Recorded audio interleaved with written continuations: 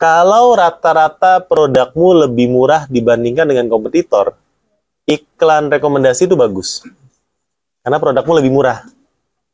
Jadi akan muncul di bawah produk lain, orang akan lihat, wah daripada beli produk A harga 50.000, ini ada 40.000 nih. Ya, mirip. Itu bagus. Tapi kalau rata-rata produkmu lebih mahal dibandingin kompetitor, akan lebih sulit untuk gacor di iklan rekomendasi. Itu dari pengalaman sih. Nah gini nih, yang ini memang lucu sih. Kalau dari klien-kliennya kita, itu juga sering terjadi. Jadi misalnya, kita ada klien fashion nih. Itu kayak dakdikduk om. Karena dari pagi sampai jam 10 malam, kagak ada penjualan, ada 100.000. Tapi begitu dia jam 10, jeder masuk 1 juta, ketutup. Hari itu ketutup. Besok kayak gitu lagi. Ya.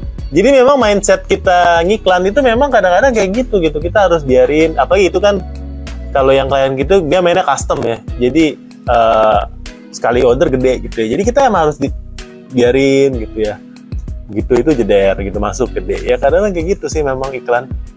Makanya kita jangan lihatnya harian, tapi rata-rata 1 bulan tuh iklannya gimana.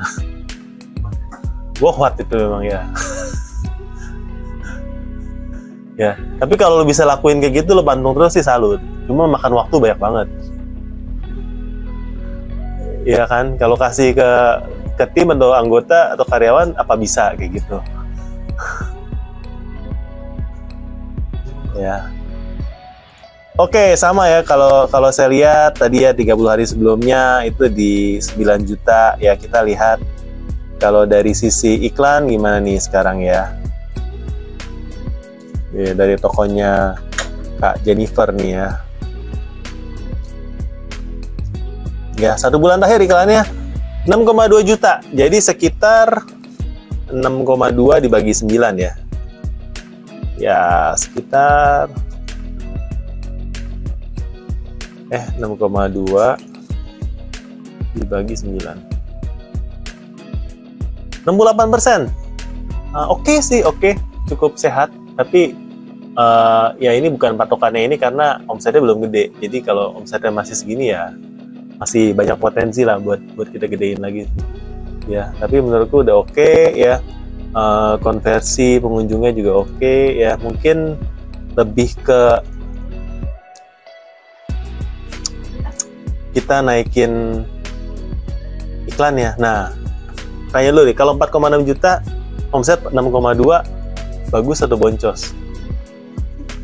Boncos ya. Berarti sekarang Pak. Iya. Berarti ini masih boncos nih. Berarti coba ya kita lihat dari biaya dan penjualan ya. Kita lihat dari Acos aja guys ya. Nah, ini nih ya, biaya iklan 1,4 juta, penjualan dari iklan 1,3. Berarti ini namanya yayasan. Ya, namanya yayasan ya. Kerja bakti ya. Ya. Mari kita lihat apa yang bisa kita lakukan dari sini ya. Nah,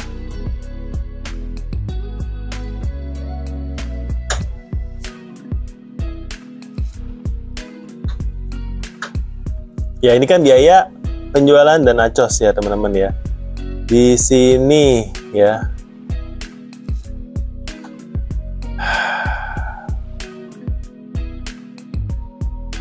Ini peringkat rata-ratanya bagus tuh. 2. Peringkat rata-ratanya 3, 5 ya. Ini semalam baru aku ganti si Oh, tadi sebelumnya itu udah pantesan boncos. Kalau 500 harusnya nggak boncos. Ini kan kita tadi udah ngitung cuma 700 ya. Kayaknya sekitar kemarin lah, 2 hari lalu baru diturunin lagi. Oh iya. Ini ya sebelumnya di 819.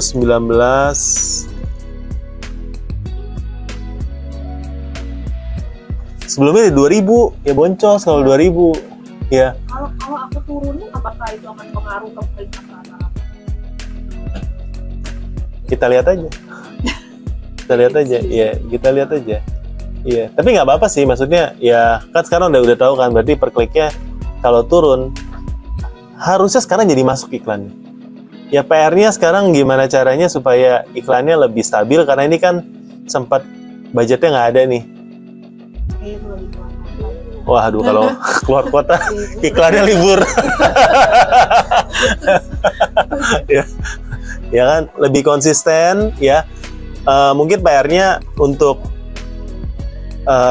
ininya nih, per kliknya mungkin bisa dijaga di bawah max speed-nya ya.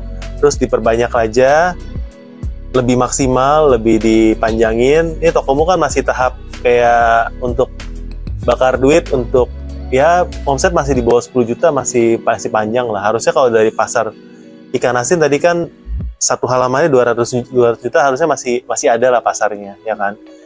Apalagi kalau nanti pakai data pintar, lihat kompetitor, oh dia aja masih jual segini, harusnya bisa lah ya. Yang saya suka sebenarnya kalau barang-barang gini ya, harusnya dia punya repeat order tinggi, kita lihat. Nah, repeat order 8,3%. Harusnya ini orang kalau udah beli, suka, bisa beli lagi. Ini untuk toko baru aja 8,3%, apalagi kalau udah puluhan juta, harusnya repeat order lebih tinggi, karena kan udah lebih banyak langganannya dibandingin sekarang masih growing. Ya, jadi ini tingkat pembelian berulang juga bagus ya. Jadi kalau dari saya sih, yang kayak 900 gini gue turun-turunin sih. Ya, kalau mau tes ya 300, 400 dihajar ya, kata kuncinya nih. Ini di belakang masih ada 900 ya. Tuh. Ini 900-nya nggak gerak ya. Ngeri ya jualan ikan asin aja. Nggak gerak tuh. Tuh, biddingnya juga ya. Nah, ini seringkali dilakukan oleh seller ya. Dia ngikutin dari Shopee 1000, padahal kalau kita ngitung kan emang nggak akan masuk 1000. Ya, apalagi tadi sampai 2000-an, ya kan? Ya. Jadi mungkin dipanjangin aja. Saya rasa sih kalau udah 500 udah tracknya udah bener. Tinggal jangan sampai kosong aja, jangan di luar kota, jalanin aja tetap nggak apa-apa. Ini iklan tokonya udah jalan, ya.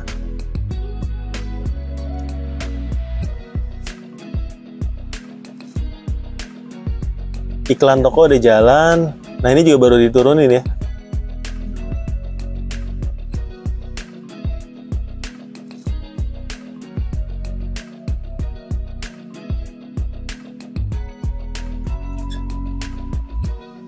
Misalkan dengan kita menurunkan pay per click-nya itu ternyata nurunin peringkat rata-rata itu masih Kalau dengan kita menurunkan pay per click, menurunkan peringkat rata-rata, berarti kita harus naikin lagi supaya peringkat rata-rata naik, gitu kan. Kalau menurut saya tetap pacuannya di acos sih. Kita mau acosnya kita masuk atau enggak, bukan di peringkatnya juga. Memang kita harus sampai ke peringkat tertentu supaya ada penjualan, atau minimal kalau supaya jalan di 15-an lah kalau fashion. Tapi kalau untuk ikan asin, menurut saya harus 5 besar. Karena orang nyari ikan asin bukan kayak nyari baju. Modelnya mana ikannya lagi terbang atau lagi mana yang itu kan. Dia ikan asin dia kan satu halaman, 2 halaman cukup. Ya, dia akan lihat dari review, dia akan lihat dari yang kelihatannya tokonya kredibel, udah cukup. Kalau cari fashion, cari barang-barang yang custom misalnya, orang bisa berhalaman-halaman ke belakang, peringkat 15, 20 masih kebeli. Tapi kalau jual barang-barang istilahnya sembako lah kayak gini ya, jangan sampai terlalu jauh, orang udah nggak akan lihat. Apalagi kalau jual barang-barang pabrik yang udah ada mereknya jelas, Rinso misalnya gitu ya. Ya Rinso ukuran sekian, Aqua ukuran sekian, ya orang udah lihat itu udah nggak akan lari ke halaman ketiga, keempat, kelima, nggak. Jadi kita untuk setiap kategori pun behavior untuk peringkatnya juga berbeda-beda. Ya, kalau untuk ini saran saya sih 5 besar kalau bisa. Karena kalau udah lebih dari itu mungkin akan susah kejualnya. Jadi memang mainin bidnya ini penting ya. Mungkin dipanjangin, dan ini saran saya salah satunya, misalnya nih Trimedan sudah 35 klik tapi belum ada penjualan. Ini coba kita panjangin ke belakang ya. Nah, ini udah 39 belum ada penjualan. Kita lihat dari ininya konversi tadi sekitar 2% kan. Ini saya akan nunggu sampai 50 klik. Kalau belum ada penjualan juga, saya hapus kata kuncinya. Jadi kata kunci ini nggak perform. Karena kan tadi konversi 2% kan? Tadi kan kita sempat hitung 2% ya. Kalau 2%, harusnya 50 itu udah ada penjualan 1, harusnya.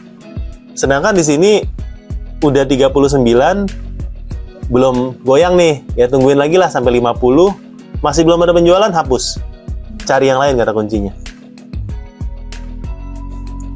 Paham ya? Di sini masih ada yang perlu dicontohin cara setting iklan dari awal? Atau semuanya udah oke di sini, paham ya? Harusnya udah bisa. Bisa, Kak? Ya. Tinggal iklannya doang. Tinggal iklan ya. Ya ini sebenarnya tinggal pikir sih ini mau diapain lebih ke sana sih. Ya, kalau ini ya kan ini tadinya kan bitnya gede nih, makanya sampai iklan 35.000, biaya iklan 500.000 cuma dapat 35.000. Sayang ya. Jadi harus dievaluasi terus sih. Ya, mungkin kalau untuk toko ini PR-nya organik dari tokonya diberesin. Jadi kayak dari tampilannya, dari reviewnya, dari segala macam. Kayaknya itunya juga masih belum beres sehingga iklannya jadi boncos banget. Konversi belum bagus sih.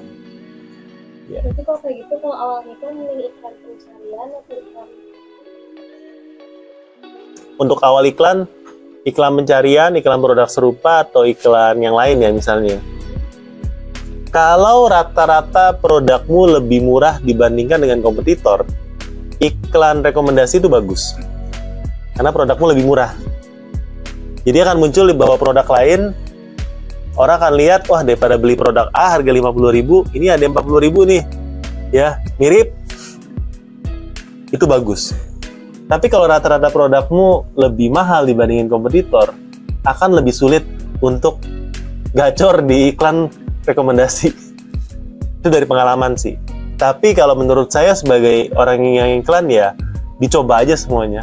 Kalau ternyata emang jelek ya matiin, bagus ya digas lagi gitu sih. Berarti kalau lebih mahal gacornya di mana, Bang? Kalau lebih mahal ya iklan pencarian. Pencarian, iya, biasanya di sana. Kalau iklan produk otomatis? Iklan produk otomatis karena sekarang kita bisa bikin multiple campaign, dicoba aja. Ya, menurut saya sih ujung-ujungnya semua dicoba. Nggak ada yang bisa bilang ini lebih bagus atau enggak. Ternyata kalau setelah dijalankan banyak kok klien yang ke produk otomatisnya lebih bagus daripada manual, juga banyak juga. Karena mungkin dia nggak ketemu kata kuncinya buat yang manual pakai yang bagus apa. Bisa juga seperti itu.